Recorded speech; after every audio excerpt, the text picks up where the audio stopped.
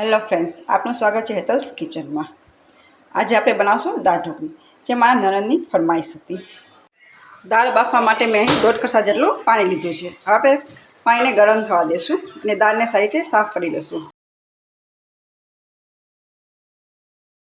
આપ જોઈ શકો છો કે પાણી સરસ રીતે ઉકળી ગયું છે। આપણે તેમાં દાળ ઉમેરીશું, ત્યારબાદ થોડું નમક એડ કરીશું, પછી એડ કરીશું હળદર। હવે કુકરનું ઢાંકણ ઢાંકીને આપણે તેને 10 મિનિટ માટે મીડિયમ તાપ ઉપર ચડવા દઈશું। દાળ બફાય છે ત્યાં આપણે ઢોકળીનો લોટ બાંધી લઈશું। તેના માટે મેં એક નાની વાટકી ઘઉંનો લોટ લીધો છે, મોટા 2 ચમચા ચણાનો લોટ, પછી એડ કરીશું હળદર, ધાણા જીરું પાવડર, લાલ મરચું, સ્વાદ પ્રમાણે મીઠું એડ કરીશું, થોડા લીલા ધાણા એડ કરીશું, મોણ માટે થોડું તેલ એડ કરીશું। બધું સારી રીતે મિક્સ કરી લઈશું। પછી થોડું થોડું પાણી ઉમેરતા જશું અને ઢોકળીનો લોટ બાંધતા જશું। ઢોકળીનો લોટ પર ઘઉંની રોટલીનો લોટ બાંધે એવી રીતે જ બાંધવાનો છે, બધું એકસાથે પાણી રેડવાનું નથી। આપ જોઈ શકો છો કે લોટ હવે સારી રીતે બંધાઈ ગયો છે। હવે આપણે તેને તેલ લગાવીને થોડી વાર માટે રહેવા દઈશું।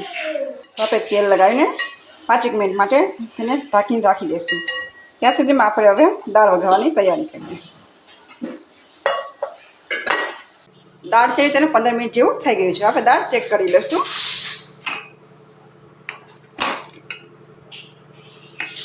આપ જોઈ શકો છો કે દાળ સરસ રીતે બફાઈ ગઈ છે। દાળ બફાઈ ગઈ છે તો આપણે તેને હવે બ્લેન્ડરની મદદથી ઝેરી લઈશું। આપ જોઈ શકો છો દાળ સારી રીતે ઝેરાઈ ગઈ છે। હવે તેને સાઈડમાં મૂકીશું અને એક પેનમાં આપણે દાળનો વઘાર કરીશું। દાળના વઘાર માટે આપણે 1 ચમચો જેટલું તેલ એડ કરીશું। તેલ સારી રીતે ગરમ થાય પછી આપણે તેમાં જીરું એડ કરીશું। પછી આપણે એડ કરીશું આખા મસાલા, પછી તેને સારી રીતે હલાવી લઈશું। મસાલા સારી રીતે મિક્સ થઈ જાય ત્યારબાદ આપણે એમાં એડ કરીશું રાઈ। રાઈ એડ કરી દીધી, હવે તેને સાતરવા દઈશું। આપ જોઈ શકો છો કે રાઈ સારી રીતે સતરાઈ ગઈ છે। આપણે તેમાં એડ કરીશું આદુ અને આદુની પેસ્ટ, એને સારી રીતે સાતરી દઈશું। પછી એડ કરીશું લીલા મરચાં, તેને થોડી વાર માટે ચડવા દઈશું। મરચાં સારી રીતે સતરી જાય પછી આપણે એમાં એડ કરીશું ડુંગળી ને તેને થોડી વાર માટે રહેવા દઈશું। ડુંગળી સતરાશે ત્યારે આપણે તેમાં થોડી હિંગ એડ કરીશું, જેથી કરીને હિંગ બળી ના જાય। તેને પણ સારી રીતે હલાવી લઈએ અને ડુંગળી ગોલ્ડન બ્રાઉન ના થાય ત્યાં સુધી આપણે તેને સતરતા લઈશું। હવે આપ જોઈ શકો છો કે ડુંગળી સારી રીતે સતરાઈ ગઈ છે। હવે આપણે તેમાં એડ કરીશું ગાજર અને તેને થોડીક વાર માટે રહેવા દઈશું।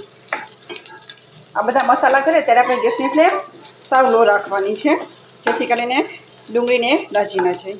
પછી આપણે નાની એક વાટકી સિંગદાણા ઉમેરીશું અને તેને પણ સારી રીતે હલાવી દઈશું। આપ જોઈ શકો છો કે બધું સારી રીતે સતરાઈ ગયું છે। આપણે તેમાં એડ કરીશું દાળ,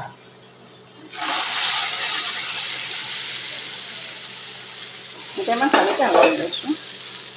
ત્યારબાદ આપણે દાળમાં 1 ગ્લાસ જેટલું પાણી એડ કરીશું અને તેને ઉકળવા દઈશું। દાળ ઉકળે ત્યાં સુધી આપણે નાખશું સ્વાદ પ્રમાણે મીઠું, 1 ચમચી લાલ મરચું, તીખાશ તમે તમારા સ્વાદ પ્રમાણે લઈ શકો છો। આપણે ટમેટાં ઉપરથી એડ કરીશું, પછી તેને સારી રીતે ઉકળવા દઈશું। આપણે સારી રીતે મિક્સ કરી દઈશું। દાળ થોડીક ઉકળે પછી આપણે તેમાં લીંબુ એડ કરીશું। હવે ઢાંકણ ઢાંકીને આપણે તેને 5 મિનિટ માટે ઉકળવા દઈશું। દાળ ઉકળે ત્યાં સુધીમાં આપણે ઢોકળી બનાવી લઈએ। આપ જોઈ શકો છો આપણો લોટ સરસ થઈ ગયો છે। આપણે તેને મસળી લઈશું।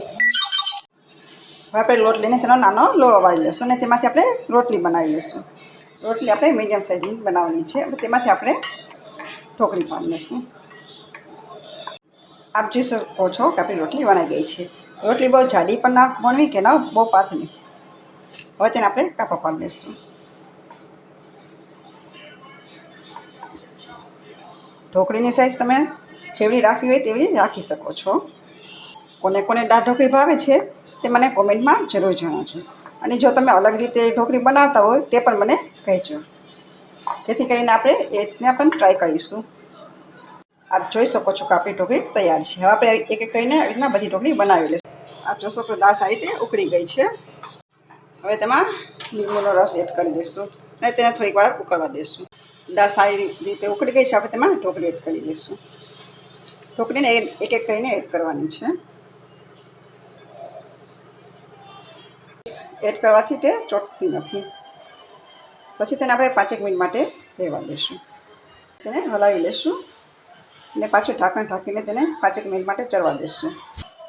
5 મિનિટ પછી આપણે થોડી કાશ્મીરી ચટણી એડ કરીશું. તેનાથી ઢોકળીનો દેખાવ સારો આવશે. હવે તેને સારી રીતે હલાવી લઈશું. 5 મિનિટ થઈ ગઈ છે. આપણે દાળ ચેક કરી લઈશું. આપ જોઈ શકો છો કે દાળ ઢોકળી સારી રીતે ઉકળી ગઈ છે. આપણે તેમાં કરશું લીલા ધાણા એડ કરી દઈશું અને તેને પાછું ઢાંકીને ગેસની ફ્લેમ બંધ કરી દઈશું. હવે આપણે દાળ ઢોકળીને સર્વ કરી લઈશું. આપ જોઈ શકો છો દાળ ઢોકળી કેવી બની છે.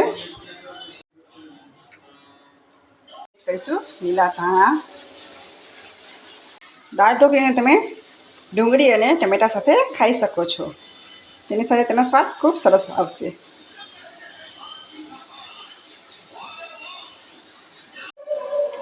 આપ જોઈ શકો છો દાળ ઢોકળી કેવી સરસ બની છે.